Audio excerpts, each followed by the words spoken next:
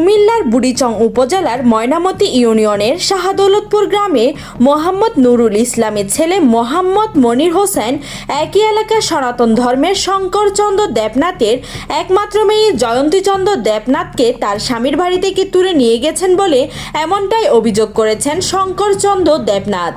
এ ব্যাপারে কুমিল্লা বুড়িচং থানায় একটি মামলা দায়ের করেছেন শঙ্করচন্দ্র দেবনাথ। আমার নাম শঙ্করচন্দ্র দেবনাথ।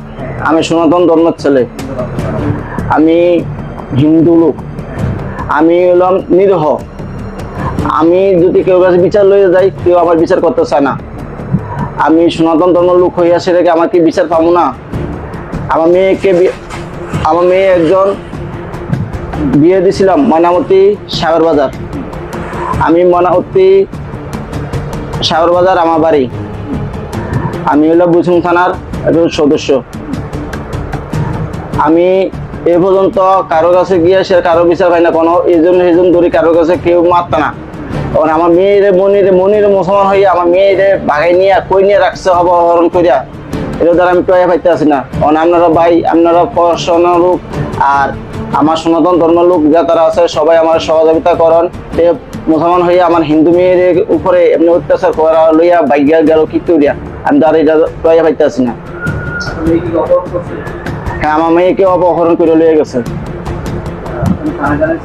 আমি থানায় অভিযোগ দিয়েছিলাম, মাদক ব্যবসায়ী অভিযোগ দিয়েছিলাম। হ্যাঁ, তারা অভিযোগ বলে পায় নেই। আমি কালকে ফোন দিয়েছিলাম মামুন স্যারের কাছে। মামুন স্যার মাদক ব্যবসায়ী, বড় ব্যবসায়ী মাদক, ময়নামতি উত্তর সাদরুত্তর ভুইয়াবাড়ি তিনতলা মসজিদের পিছে। হ্যাঁ, সবাই জানে, সবাই তার ডরে কেউ মাথা না, তার বাড়িতে ডরে কেউ মাথা না। হোসেনের ভাই মুনির।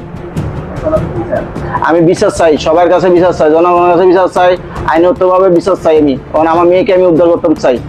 কিভাবে আপনারা সহযোগিতা করবেন আপনারা উপরে দেন। আমি সনাতন ধর্মের ছেলে হইয়া মুসলমান হইয়া নেই কি কইরা সনাতন ধর্ম নিয়ে লইয়া ব্যবস্থা করি।